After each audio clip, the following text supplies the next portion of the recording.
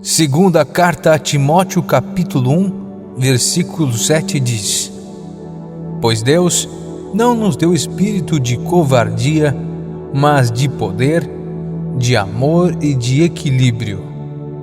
O medo não é de Deus. Na verdade, é uma das armas mais eficientes nas mãos do diabo para guerrear contra o coração dos crentes.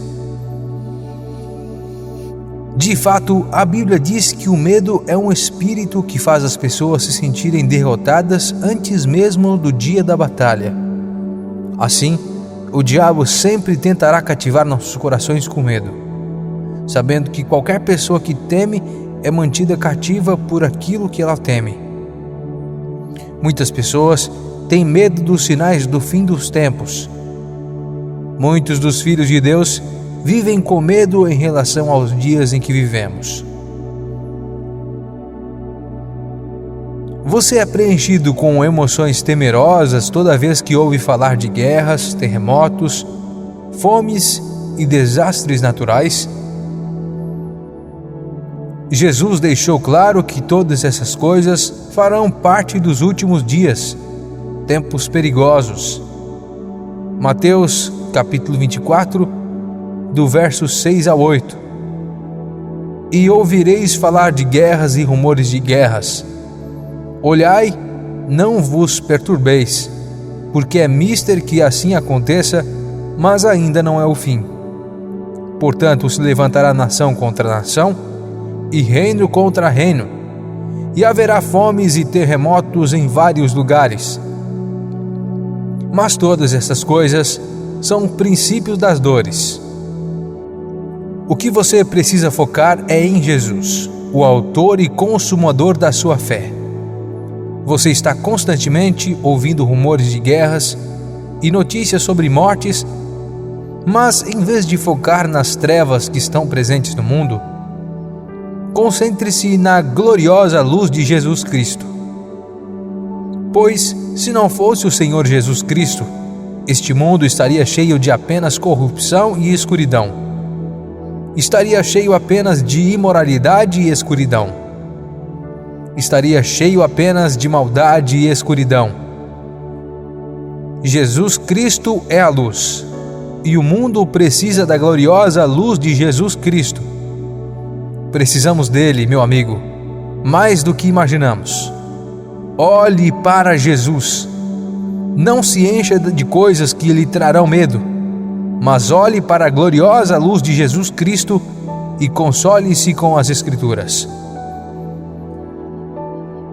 Romanos 15, versículo 4 nos diz: Pois tudo o que foi escrito no passado foi escrito para nos ensinar de forma que, por meio da perseverança e do bom ânimo procedentes das Escrituras, mantenhamos a nossa esperança.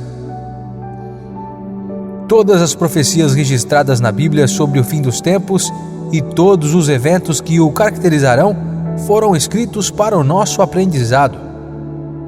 Deus não quer que fiquemos ignorantes sobre seus planos. Portanto, Ele os revela aos seus profetas, que os registraram para que o conselho de Deus seja passado de uma geração para outra. O propósito de documentar os eventos dos últimos dias não é instigar medo em nós. Eles foram escritos para nosso conhecimento. Nada instila mais medo em uma pessoa do que a ignorância. Quando você não sabe algo, terá medo disso. O medo do desconhecido destruiu mais vidas do que podemos contar.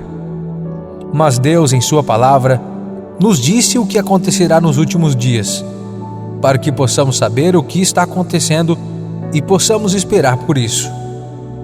Tudo o que está acontecendo no mundo hoje é exatamente o que Jesus nos disse que aconteceria em Mateus 24. Ouça as palavras de Jesus em Mateus capítulo 24. Pois se levantará nação contra nação e reino contra reino, e haverá fomes e pestes e terremotos em diversos lugares. Mas todas estas coisas são o princípio das dores. Não estamos vendo nação se levantando contra nação? Não vimos o surgimento de peste nos últimos 3 anos? Não estamos testemunhando um aumento de terremotos? Jesus descreve todas essas coisas como o princípio das dores. Jesus nos disse essas coisas não para vivermos com medo, mas para reconhecermos os sinais e vermos que a história está avançando. Não está estagnada, mas caminhando em direção à sua vinda. Jesus não nos deixou na escuridão, mas nos contou o que aconteceria. E podemos ver a profecia de Jesus Cristo em Mateus 24 se desdobrar literalmente diante dos nossos olhos. Porém, minha mensagem é simples hoje. Minha mensagem é clara e simplesmente esta: mesmo estando vivendo o início das dores, mesmo estando presenciando Mateus 24 se desenrolar diante dos nossos olhos, não precisamos viver com medo. Por que, pregador? A resposta é simples. Nós, crentes na Bíblia, sabemos como a história terminará. Apocalipse, capítulo 21, do verso 1 ao 4, diz: Vi novo céu e nova terra, pois o primeiro céu e a primeira terra passaram, e o mar já não existe. Vi a cidade santa, a nova Jerusalém que descia do céu, da parte de Deus, preparada como noiva adornada para o seu marido. Então ouvi uma grande voz vinda do trono, dizendo: Eis que o tabernáculo de Deus está com os homens, pois com eles habitará, e eles serão o seu povo, e Deus mesmo estará com eles, e será o seu Deus. E Deus limpará de seus olhos toda lágrima, e não haverá mais morte, nem haverá mais pranto, nem lamento, nem dor, porque já as primeiras coisas são passadas. Observe essa afirmação: Ele enxugará toda lágrima dos nossos olhos. Seja o que for que aconteça neste mundo, seja a dor que você possa experimentar, seja a tristeza que você possa experimentar, saiba que Deus,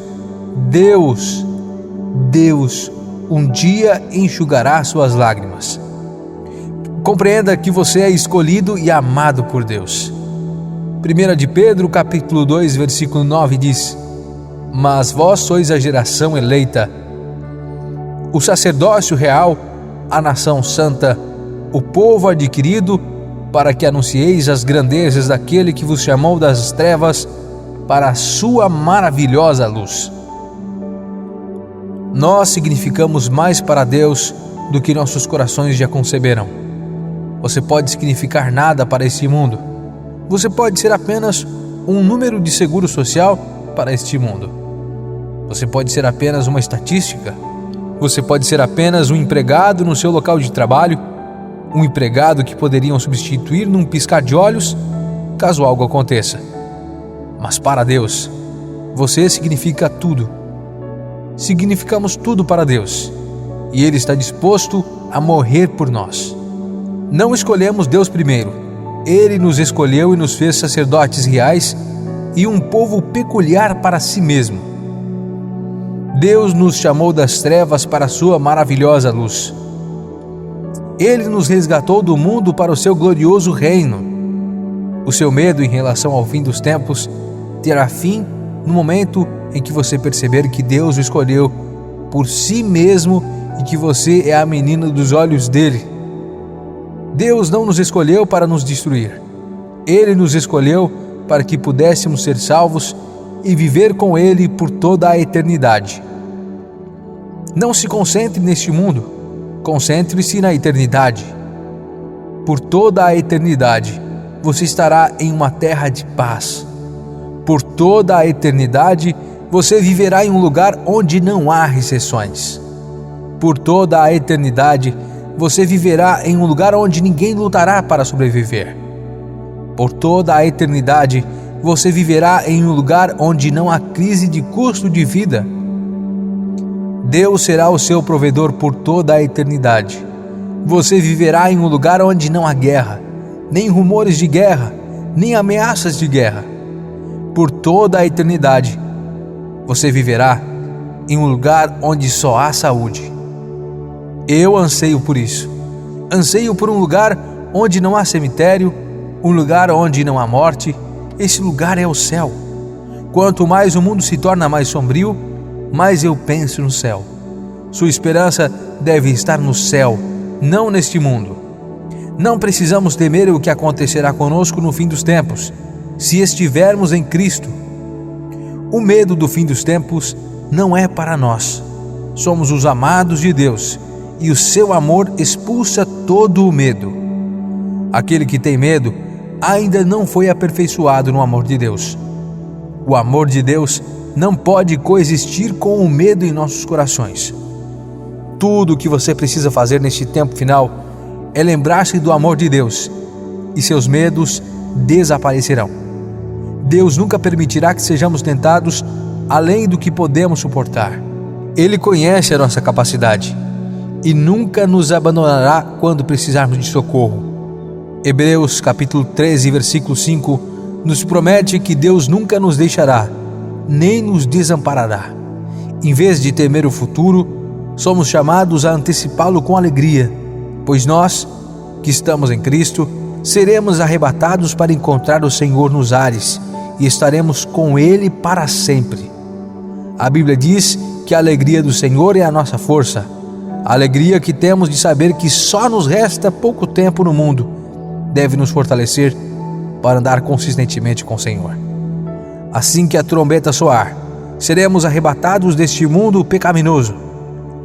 E nossa maior alegria é que nunca mais experimentaremos tristeza. Não tema o fim dos tempos. Em vez disso, tome um tempo para examinar se você está em sintonia com o Senhor.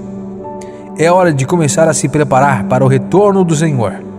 Se Cristo nos chamar para casa agora, estaremos felizes em deixar este mundo pecaminoso e voar para a eternidade abençoada.